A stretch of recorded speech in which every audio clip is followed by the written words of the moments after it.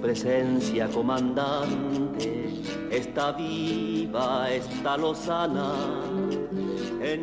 I feel something in life, not just a great interior force, but also the power to transmit it to others. It's a fatalistic sense of my mission, which frees me from all fears. Ernesto Che Guevara. Firme y clara, comandante Che Guevara, del ejemplo de tu vida.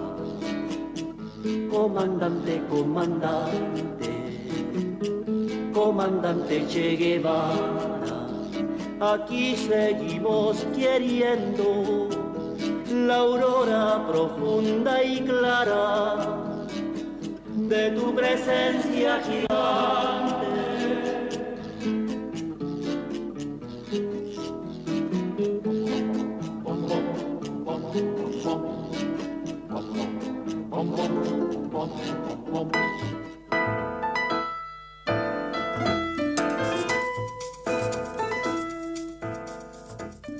Ernesto Guevara de la Serna was born in Rosario, Argentina, on the 14th of May 1928, a day on which Ernesto would never celebrate his birthday. There's a different date on his birth certificate, the 14th of June. With a white lie, his parents had decided to hide a pregnancy out of wedlock. His mother, Celia de la Serna, was the heiress of a family of landowners related to the aristocracy of Spain and the New World. A rebellious girl with aristocratic grace, in Buenos Aires she was one of the first women to wear short hair. She drove a car, signed checks, and crossed her legs in public. His father, Ernesto Guevara Link, was a pleasant and good-looking young man. He was mercurial, like his great-grandfather, who took part in the gold rush in California. He was exuberant and very imaginative. The Guevara family were different. They were chaotic, generous, and intellectually restless. Ernestito, Little Ernest as he was nicknamed, spent the first 2 years of his life in an immense garden, until one day in the spring of 1930, a day which was to have a significant effect on his future personality. On the 2nd of May 1930, after bathing in the frozen water of a swimming pool, he suffered his first asthma attack. It was the beginning of a problem which over the years would force him to forge an iron-like determination.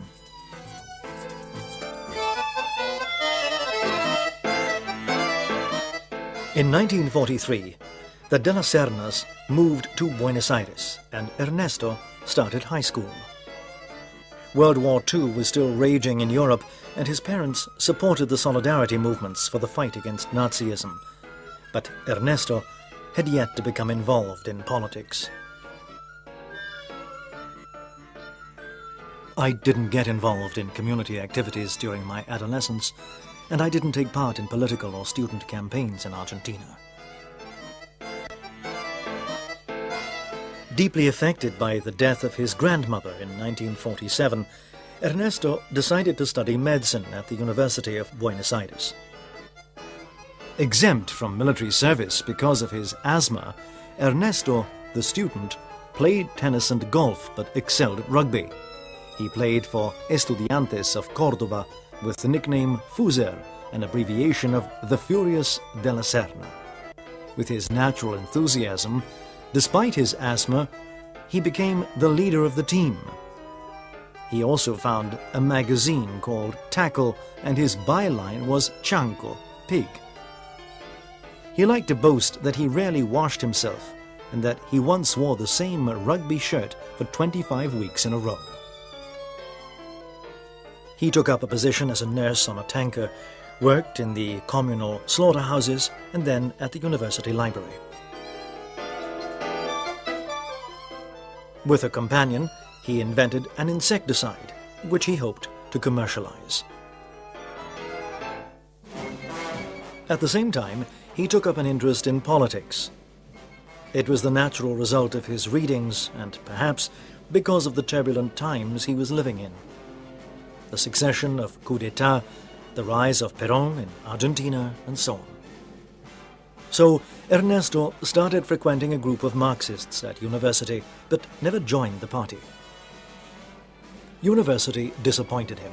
He was looking for a vocation, while they were talking about a career.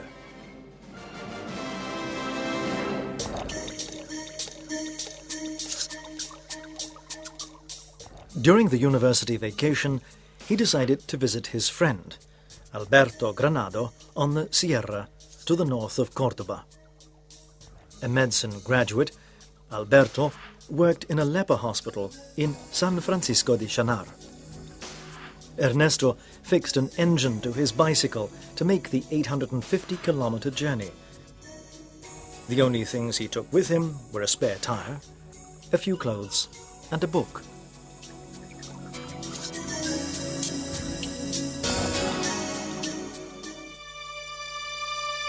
Cuba, March 2nd, 1952. Military coup d'etat. Backed by the United States, Colonel Fulgencio Batista took power.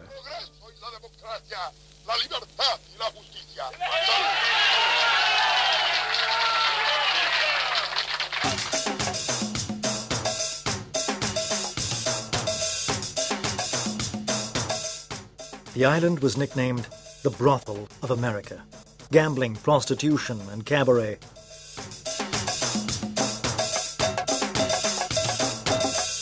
Cuba became a playground for rich Americans. Foreigners controlled the entire economy of the island.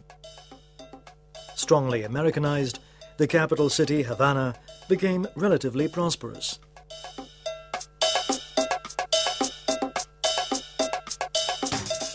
But huge shanty towns surrounded the capital. It was a completely different reality. 50% of the population was illiterate, and the people in the countryside lived in the most absolute conditions of hardship and poverty. Pillaging, corruption, Batista was an unscrupulous dictator. A man of the United States, he was the guarantor of their interests on the island. At the end of his holidays, Ernesto returned to Buenos Aires. He crossed the bush and often shared the life of the gauchos. Ernesto was 23 years old and had almost finished his studies in medicine. Hungry for discoveries and adventures, Ernesto decided to undertake another initiatory journey across the whole of Latin America with his friend Alberto Granado. On December 29, 1952, they got onto an old Norton motorbike nicknamed La Poderosa, the Mighty. As they were leaving, his father dropped his revolver amongst his son's equipment. Dr. Granado and his assistant, Guevara, passed through Chile as they crossed the Andes. The Norton motorbike was already breaking down. They hitchhiked as far as Valparaiso, where they secretly boarded a freighter. They went up towards Bolivia and visited the enormous mines exploited by the United States, which revealed to them the enormous socio-political injustice in the treatment of South American workers. Their journey continued towards Peru, Lake Titicaca, Cusco, Machu Picchu, and then in the direction of the Amazon, where they arrived at the San Pablo Leper Hospital.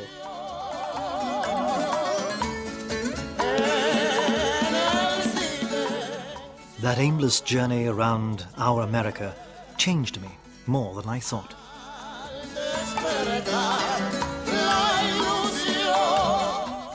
After traveling together for 7 months, the two friends separated. Ernesto had just $1 in his pocket and promised his mother, Celia, that he would return home to finish his studies. The freighter that took him back to Buenos Aires was forced to dock in Miami. While he waited for the ship to be repaired, Ernesto Guevara had to survive for 20 days with just $1. He completed his doctorate in record time. But Dr. Guevara didn't care a bit about this prestigious title. He couldn't wait to set off again. Ernesto arrived in Guatemala, where something new was happening. President Jacopo Arbenz, a progressivist military man, had promised a vast program of reforms.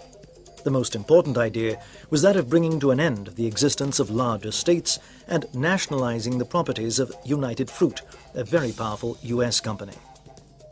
With the support of the Eisenhower administration, the local oligarchy was against the idea. Along the way, I had the chance to see the United Fruit properties. Once again, I was convinced of how terrible these capitalist octopuses are.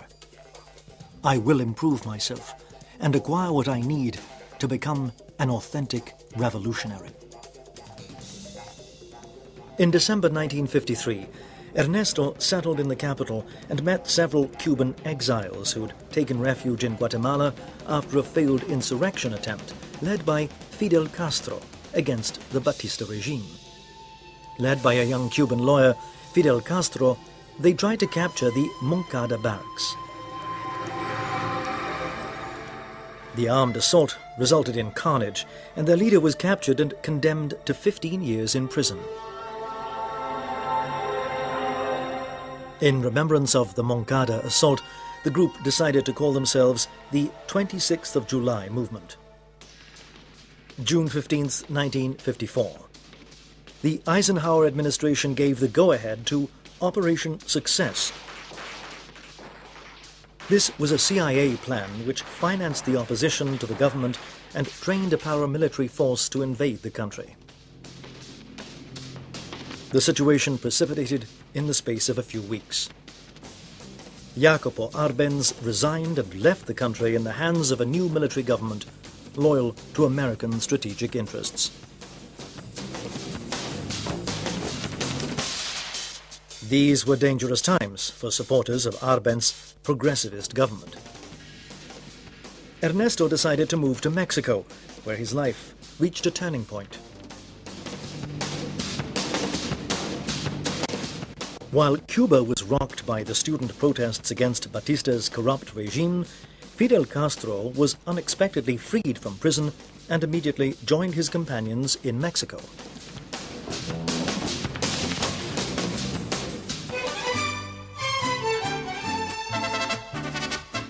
July 7th, 1955, Mexico City. Meeting Cuban revolutionary Fidel Castro was a political event.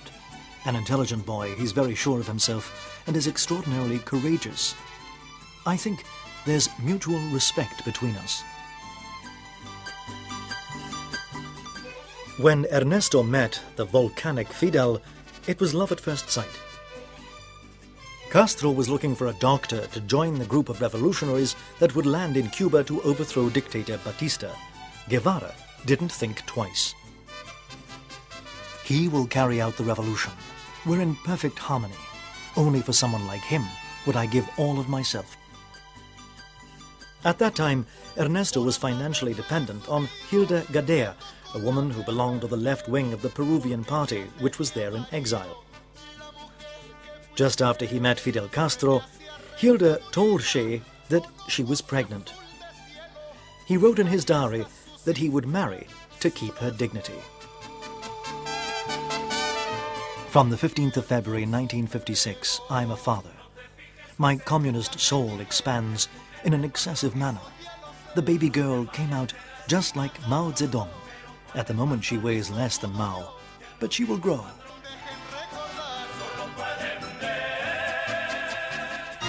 At last, Castro found a boat to reach Cuba. The Granma was an old cabin cruiser. On board, there were 79 Cuban revolutionaries and 3 foreigners: globe-trotting Argentine doctor Ernesto Guevara, Dominican Ramon Mejias, also known as Pichirillo, and Italian Gino Donné, who was fleeing post-war unemployment. Everything was ready for departure. December 2nd, 1956. It wasn't a landing. It was a shipwreck.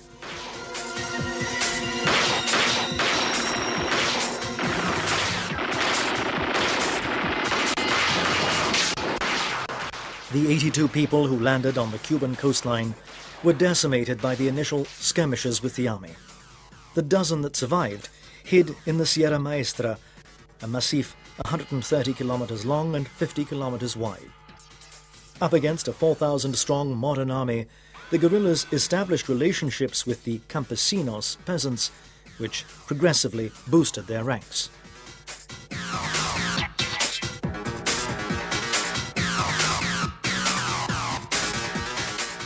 It was our baptism of fire, the beginning of the formation of what was to become the rebel army. Right during the shootout, I found myself in front of a rucksack full of medicine and a crate of ammunition. The weight stopped me from taking both.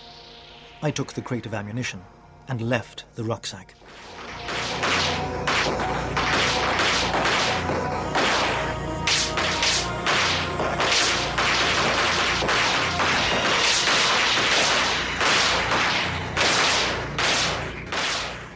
In battle, Ernesto Che Guevara found his missing part. He discovered he was unafraid of dying and played a fundamental role in the development and survival of the rebel army. One day, a spy among the rebel army was discovered. It was one of the peasants who had voluntarily joined up. The traitor was unmasked and condemned to death, but nobody was prepared to carry out the execution. Che volunteered himself and wrote about it in his diary, describing the size of the wound caused by the bullet and how the bullet entered and exited the man's brain. He wrote about how calmly he slept that night, without asthma attacks.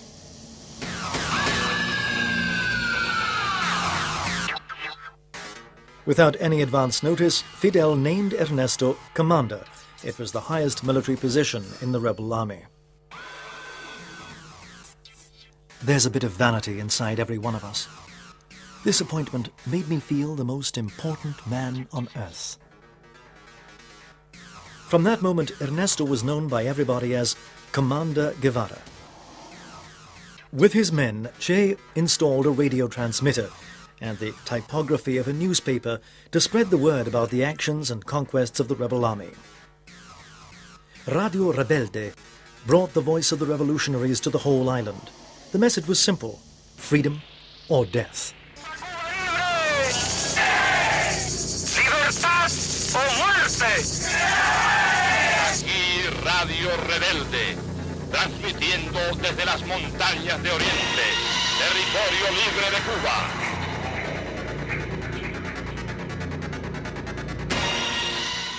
Commander Guevara set up an out-and-out arms factory which produced bullets, grenades and even a homemade M26 weapon which was thrown from a catapult constructed with the springs of an underwater fishing gun. Inside the liberated zone, the rebels paid for their purchases with coupons signed by Ernesto Guevara. Che was a visionary, a mystic, while Fidel was a pragmatist, a realist and an obstinate politician. Che had no political or diplomatic ability. He didn't mince his words and made enemies in next to no time. If he didn't like someone, he told them directly. He was combative, ideological, and really did think he could change the world. In the summer, Fidel Castro's guerrillas left the mountains and took their fight to the plains. Commander Guevara's column took control of Ladvias province. The island was now split in two. It's very, very difficult to advance. Our comrades' physical conditions are worsening, and eating now and then certainly doesn't help to improve the miserable situation we find ourselves in. It was in this region, considered a starting point of the revolution, where he met his future companion, Aleida Marsh. She was a young and very beautiful woman who joined the secret 26th of July movement in Santa Clara. Aleida arrived at the battleground, where she found Che Guevara, and spent several days there. They became lovers in the mountains. By Christmas, the war was practically won. Only the city of Santa Clara, the cornerstone of Batista's defense, was still to be taken. December 29th, 1958. The battle commenced. Guevara's column besieged the city. The regular army drew up thousands of soldiers and an armored train, which the dictator considered his secret weapon against the revolution. Machine guns spat death from the turrets. Suicide squads doused them with petrol. The armor plating became an oven for the soldiers, who decided to surrender. They all surrendered in just a few hours, with their 22 wagons, cannons, machine guns, and fantastic ammunition supplies.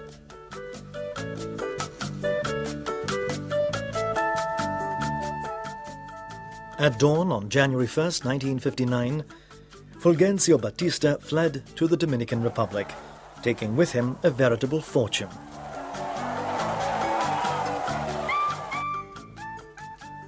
He left the country in the hands of a military junta which uselessly proposed an armistice to Fidel Castro. The rebel army was already marching towards Havana.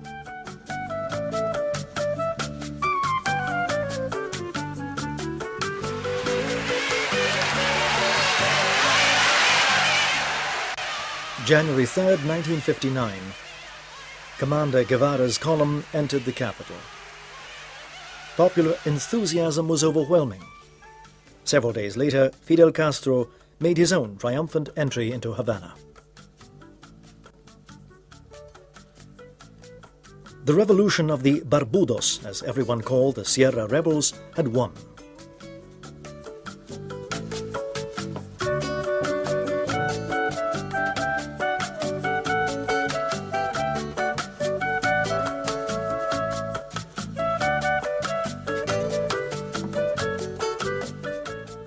Che was nominated military governor of the Cabana fortress which faced Havana. It was also where the revolutionary courts were set up. It was here that Batista's executioners were put on trial. With his consent, Che became supreme prosecutor. Hundreds were summarily executed after the trial.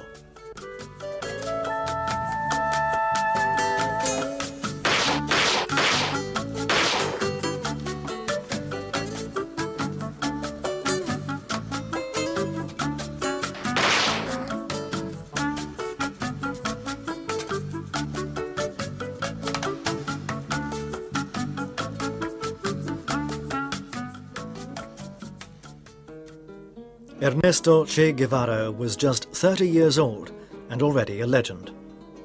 The foreigner, the Argentine as they called him in Cuba, would soon receive Cuban citizenship thanks to a clause in the new constitution, written especially for him. Primero de mayo, principios que fueron, lucha del obrero que se rebeló. Together with a few trusted companions, Guevara worked on the creation of a secret service for the security of the state. On Fidel's orders, he prepared the agrarian reform promised to the peasants by the revolutionaries. He was nominated Minister for Industry and found himself leading the ambitious Cuba industrialization program. To set up an industrialization process, Cuba must first recuperate its natural resources, which were given to foreign consortiums by the Batista dictatorship. And we must be prepared for the reaction of those who today control 75% of our trade and market.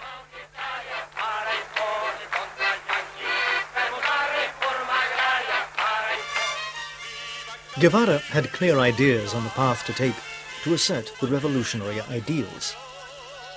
Redistribution of land to the peasants, the end of the sugar monoculture, nationalization of foreign enterprises, central planning of the economy. Viva la revolución, viva la reforma agraria, viva Fidel Castro. En un tiempo se vivía oprimidos y sufriendo sin poder decir verdades. Hasta el noble campesino que sufría su pobreza lleno de necesidades. Pero ahora todo es nuevo, en los campos y ciudades todos gritan muy contentos. ¡Viva la revolución! The social programs included a massive literacy campaign. trains transported thousands of volunteers from all over the island who wanted to learn to read and write. In 1959, 40% of Cubans were illiterate. It was a spectacular march which was supported by UNESCO. Disarmed to avoid any form of criticism, the allegorical army danced and sang to the rhythm of the slogans which demanded free education for all, which would also guarantee national unity for a long time to come.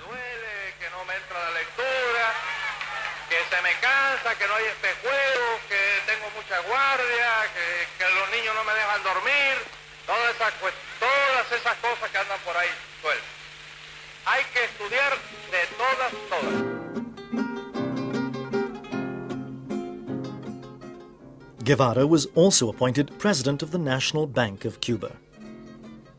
His capacity for work became legendary. From time to time he wrote to his parents. "Dear folks, it's 6:30 in the morning and I'm taking a break. It's not the start of the day, but the end. On the other hand, we are the future and we know it. We build with joy, even though we've forgotten our nearest and dearest."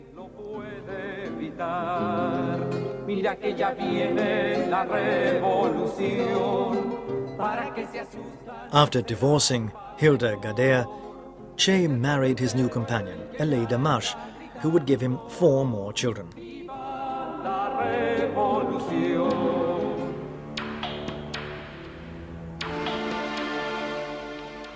June 12, 1959. Che left for the first of his long trips as worldwide ambassador of the Cuban Revolution. He traveled extensively in search of new diplomatic and, above all, commercial relationships. Strict with himself, he decided to leave Aleida at home, but regretted it and wrote to his mother from India. "I have to talk about political and economic problems. I take part in receptions where I even have to wear a dinner suit. On top of all this, I'm without Aleida, who I couldn't bring because of the many mental complexes I suffer from."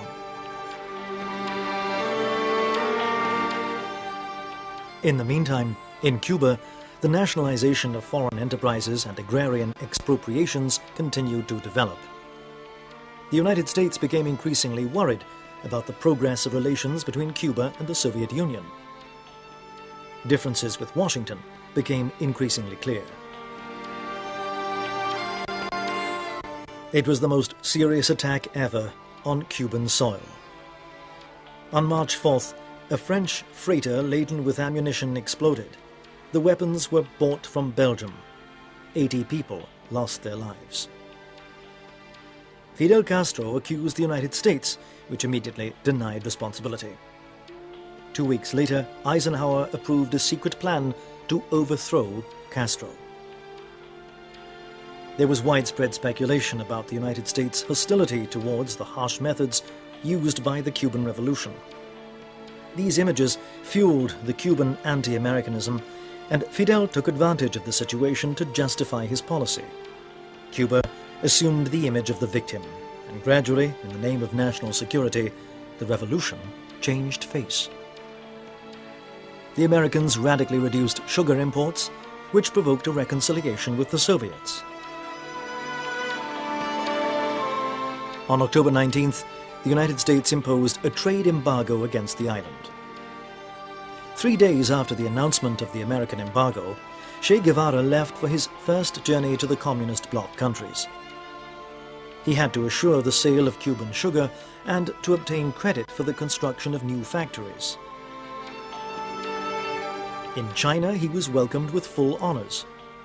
On the airport runway, Vice President Zhou Enlai received him. But it was in the Soviet Union that Guevara stopped the longest. He visited Moscow, Leningrad, and even found time for some sightseeing.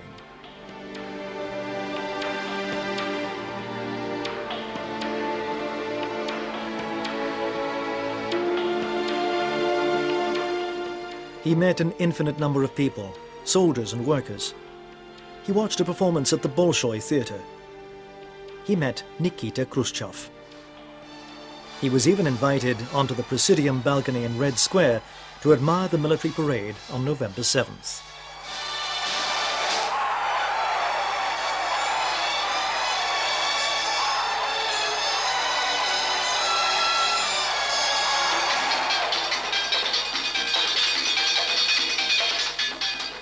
In the meantime, the atmosphere in Cuba had changed.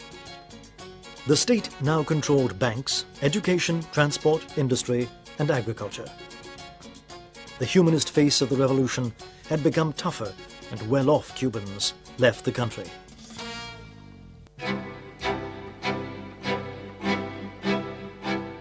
The anti-Castrist front widened. Opponents of the revolution reorganized. Old soldiers of the Batista dictatorship, landowners and rebel officials of the army. In all, there were 3,000 men. Officially, they were all United States agents. On April 15th, the CIA bombed the airports in Havana and Santiago. 7 people died. The already meager Cuban aviation lost 5 aircraft. It was a time of plots to assassinate Castro, attempts to subvert the new Cuban power with the support of the CIA, and the disastrous expedition to the Bay of Pigs endorsed by the new president, John F. Kennedy.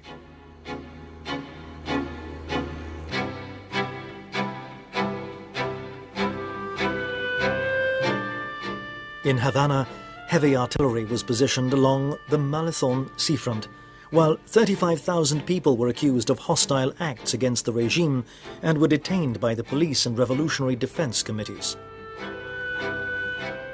The CIA was hoping that an anti-Castrist insurrection would favor invasion. It didn't turn out that way.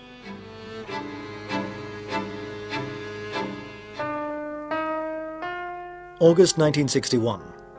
At Punta del Este in Uruguay, a conference of the Organization of American States was held, and Guevara did everything he could to be noticed. He sent a message to President Kennedy via American journalists. Thanks for Playa Girón, the Bay of Pigs. Before the invasion, the revolution was shaky. Now it's stronger than ever. The United States delegation head's speech was vague and without substance. Guevara had brought the Cold War to Uruguay and attacked the United States. Lo que hemos denunciado desde hace tiempo y se medite sobre la responsabilidad internacional que tiene el gobierno de un país que autoriza y facilita el entrenamiento de mercenarios para atacar a Cuba.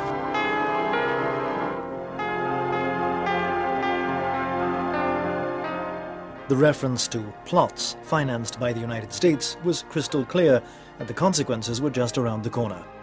America stopped all aid to countries maintaining relations with Cuba, and several months later, the Organization of American States expelled Cuba.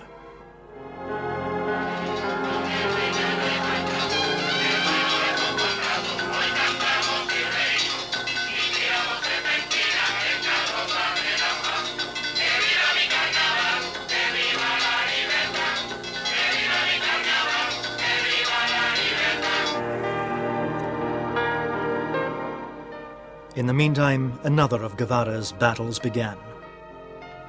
He promoted the creation of a new socialist man role model. He called it the New Man, an unselfish and solid figure prepared to give everything for the community. As a demonstration, he launched the volunteer work experiment. El trabajo voluntario es una escuela creadora de conciencia. Es el esfuerzo realizado en la sociedad y para la sociedad como aporte individual y colectivo y va formando esa alta conciencia que nos permite acelerar el proceso del tránsito hacia el comunismo. After the Bay of Pigs, Castro was convinced that the United States was preparing to invade Cuba, and he asked Moscow for military protection. Whose idea was it to install nuclear missiles on the island? Castro's or Khrushchev's? The Cubans said it was the Soviets, and vice versa. Che began to realize that the Soviet Union was a country full of defects, and he felt increasingly frustrated in dealing with them. He wanted to build a steelworks in Cuba. He wanted the Soviets to help Cuba develop the spirit of socialist egalitarianism and solidarity among comrades. He wanted to be supported in his idea of creating the new man, the true communist, and he wanted Cuba to be free at last. He failed to accomplish any of these things, and a conflict arose between Che Guevara and the orthodox Cuban communists that backed Moscow. October 1962. In Cuban waters, there was the threat of another world war. It was the missile crisis, and the Castro Revolution realized it was a pawn in a very big chess game.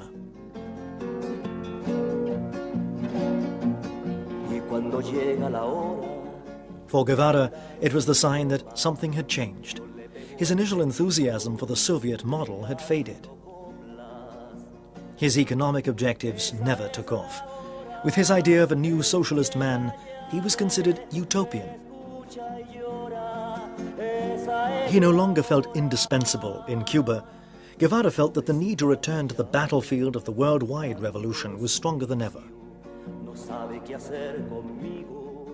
On December 11th, 1964, the Cuban revolutionary was in New York, representing Cuba at the United Nations General Assembly. Cuban exiles welcomed him with extremely violent protests. Guevara had arrived to announce another campaign of revolutionary battles, and the tenor of his words left no doubts. Mediante la lucha revolucionaria, la esperanza de un mundo mejor, la imagen por la cual vale la pena arriesgar la vida, sacrificarse hasta la muerte en los campos de batalla de todos los continentes del mundo. February 25th, 1965. In Algiers, he spoke about the Third World. He made a very harsh speech. He accused socialist superpowers, China and the Soviet Union, of applying principles of capitalism in commercial dealings with developing countries. It was his last public speech. Vive l'armée nationale populaire. Venceremos.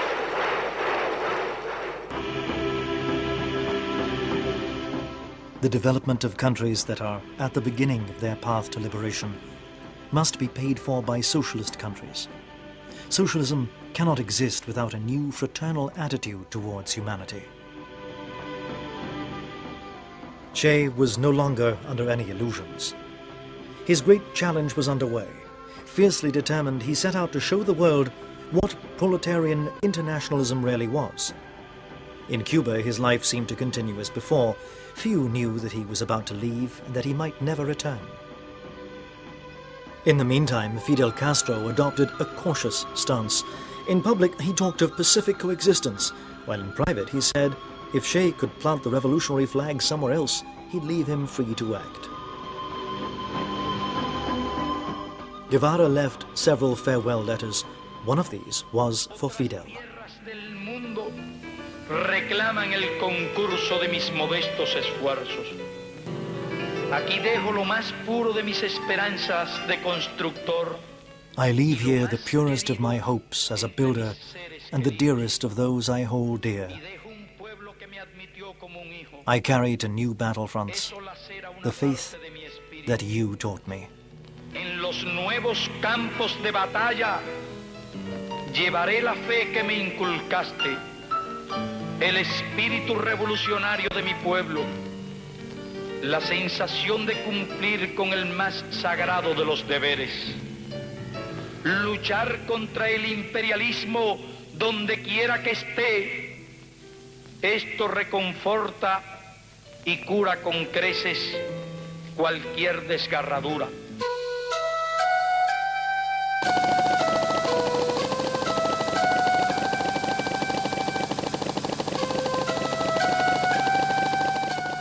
April 1st, 1965. Ernesto Che Guevara left for Africa. 3 weeks later, he reached the Congolese shores of Lake Tanganyika, where he met an unexpected reality. No one has the slightest idea of what a firearm is. They shoot while playing with their weapons or because of carelessness. disagreements within the anti-government movement stopped Guevara from organizing military action. Weeks, months of inertia followed. After 7 months of almost no fighting and the frustrating impossibility of training the local soldiers, Guevara made a bitter and self-critical analysis. I learned a lot in Congo, and I left with more faith than ever in the guerrilla fight. But we failed.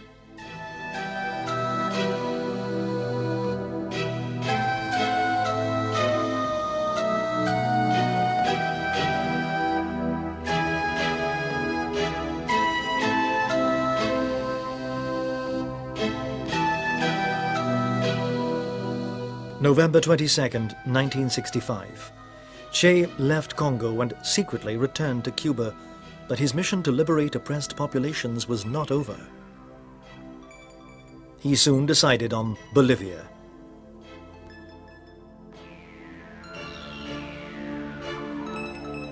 A military junta had just come to power. Clashes, protests and demonstrations were inflaming the country.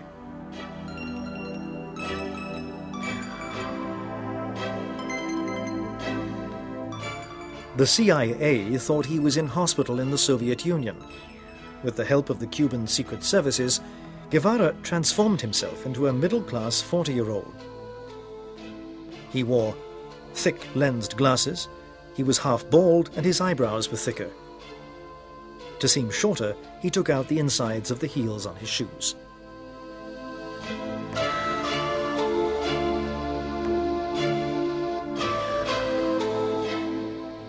With roughly 50 men, he tried to set up a training base. On November 7th, the men built a tunnel to hide provisions and materials.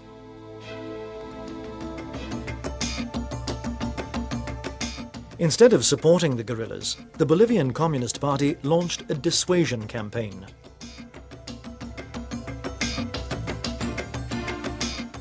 The situation is not good, but a new stage of testing begins for the guerrillas, and it will do us good if we overcome it.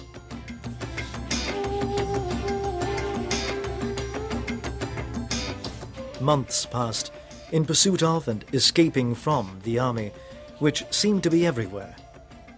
The comrades' losses became increasingly higher.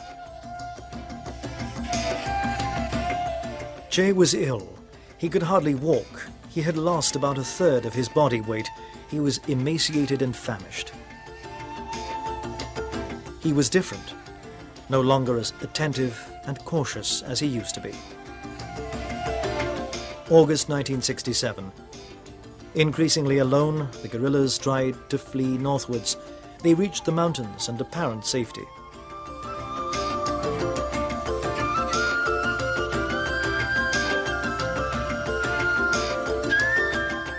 September 1967. The town of Valle Grande, in the heart of Bolivia, became the base for the Bolivian Army's anti-guerrilla operations. Commander Guevara moved into the open with few precautions and apparently without a plan. His diary entries at this time are addressed to Aleida. They seem written by a man aware that he's marching towards his own end. The best bullet of this pistol, which has always accompanied me, the indelible memory of the children that one day you and I conceived, and the fragment of life that remains of me, I give this to the revolution. Nothing which is capable of uniting us can ever have a greater power.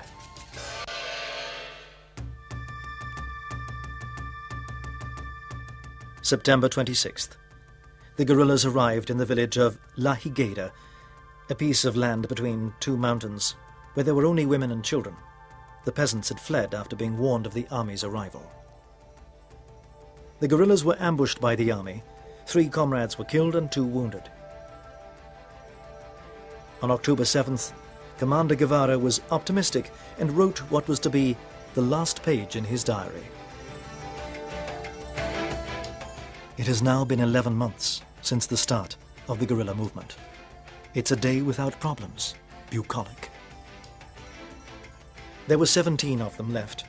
That night, Che picked up a Chilean radio station. There were 1,800 Bolivian soldiers looking for them in the mountains. October 8, 1967. Surrounded by 2 companies of Bolivian rangers in the Churro Gorge, Che Guevara was shot in the leg and captured. A bullet had destroyed the cylinder of his rifle, and Che couldn't use his weapon.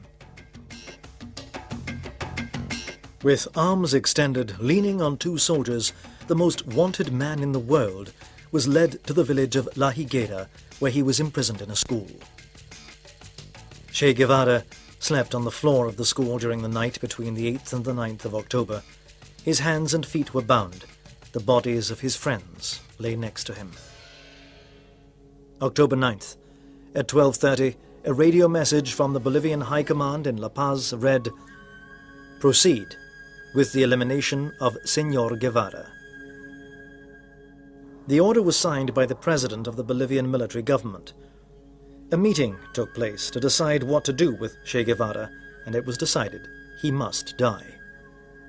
The order was transmitted in code to CIA agent Feliz Rodriguez. The agent entered the room and said simply to Guevara, "Commander, I'm sorry." Sergeant Mario Terranzi volunteered to carry out the order. It was 10 minutes past 1 in the afternoon. With a semi-automatic pistol, he fired at Che's arms, legs, then chest. It was October 9th, 1967. Ernesto Che Guevara was 39 years old. The bullet-riddled body was fastened to a helicopter skid for its final journey. When it arrived at Valle Grande, the eyes were still wide open.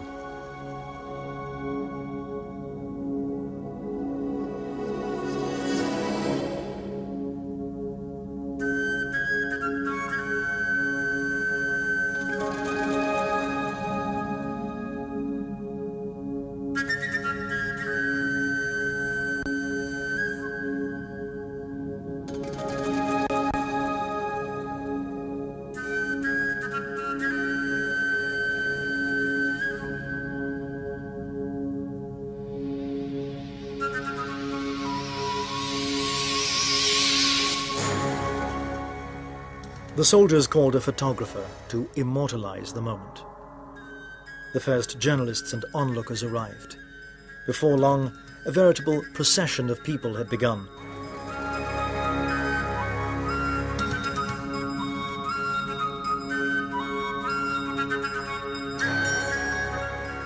Some of them secretly cut off small locks of his hair as good luck charms.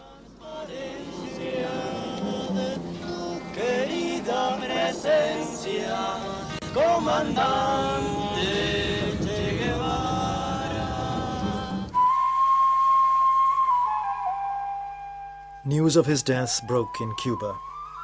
The radio reported that Commander Guevara had died from battle wounds. Fidel Castro was doubtful. He didn't want to believe it.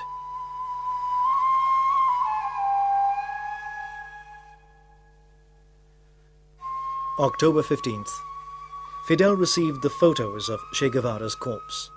Now he had proof. The reports were true. In an emotion-filled voice, he addressed the Cuban people and passionately remembered his fallen comrade. Un modelo de hombre que no pertenece a este tiempo. Un modelo de hombre que pertenece a los tiempos futuros. De corazón digo que ese modelo, sin una sola mancha en su conducta,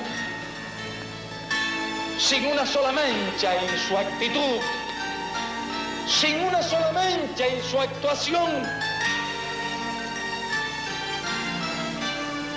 ese modelo es el Che. Si queremos saber cómo deseamos que sean nuestros hijos, debemos decir con todo el corazón de vehementes revolucionarios: queremos que sean como el Che.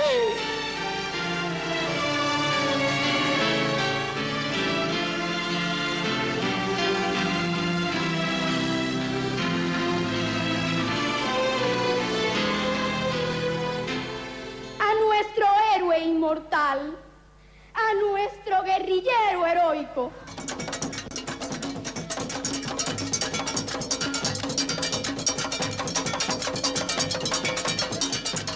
30 years after his death in Bolivia, the remains of Che Guevara were returned to Cuba. With the regime rhetoric that he so disliked, the Cuban population paid homage to him.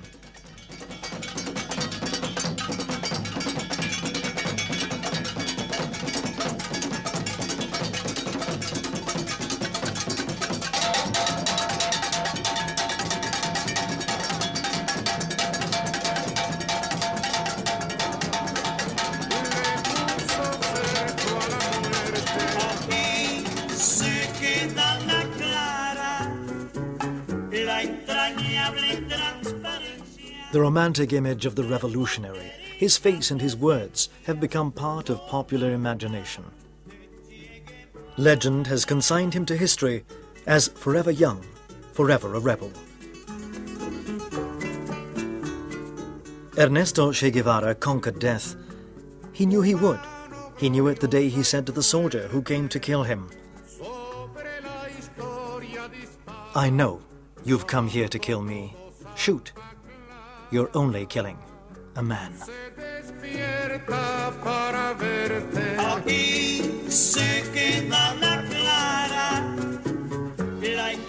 Ahora está más anónima, esta América de color, sombría, taciturna, que canta en todo el continente con una misma tristeza y desengaño.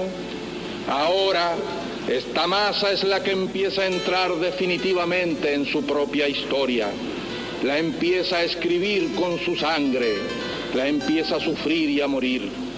Porque ahora por los campos y las montañas de América, por las faldas de sus sierras, por sus llanuras y sus selvas, entre la soledad o el tráfico de las ciudades, en las costas de los grandes océanos y ríos, se empieza a estremecer este mundo lleno de corazones, con los puños calientes de deseo de morir por lo suyo, de conquistar sus derechos, casi 500 años burlados por unos y por otros. Porque esta gran humanidad ha dicho basta y ha echado a andar, y su marcha de gigantes ya no se detendrá hasta conquistar la verdadera independencia por la que ya han muerto más de una vez inútilmente. Ahora, en todo caso, los que mueran morirán como los de Cuba, los de Playa Girón, morirán por su única, verdadera, irrenunciable independencia. Comandante Che Guevara.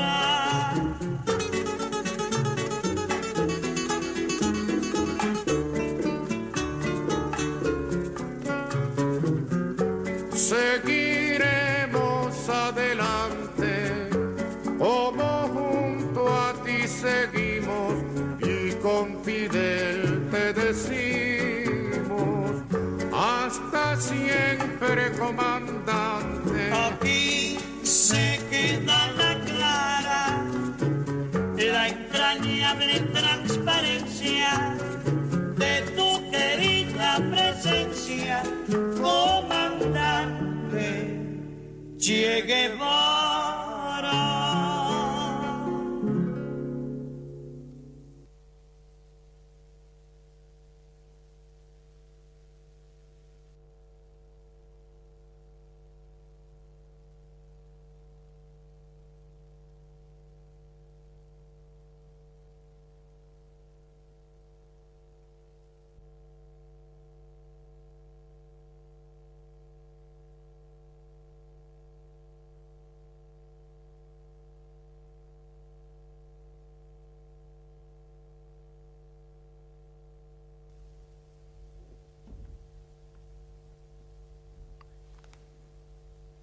Che's old friend, Dr. Alberto Granado, has many stories, most of all those of the legendary motorbike trip for thousands of kilometers around South America.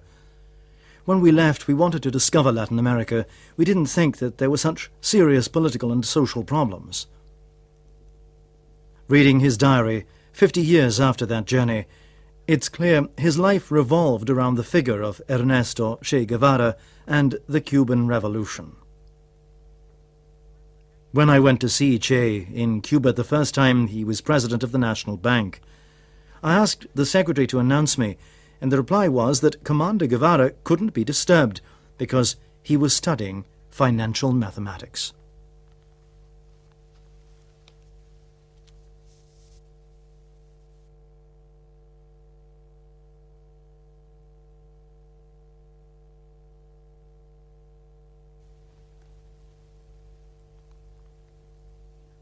Gino Donné, the Italian who boarded the Granma, arrived in Havana in 1952.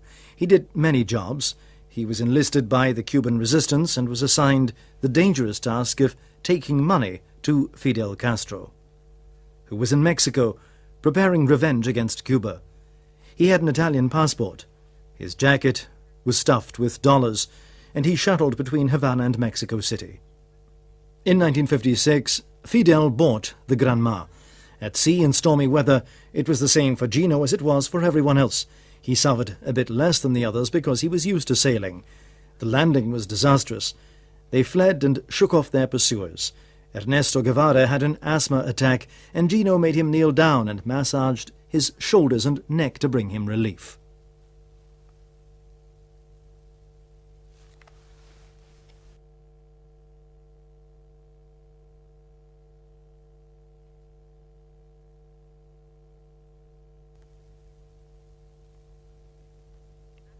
Aquí, Sierra Maestra, il primer territorio liber de America. Aside from romantic aspects and rhetorical films recounting the first months, it was a real new revolution, fought for concrete freedoms. Freedom from hunger, illiteracy, and disease. It was a singing, dancing revolution, a sunny revolution, not grey and bureaucratic and oppressive like the real world of socialism at that time.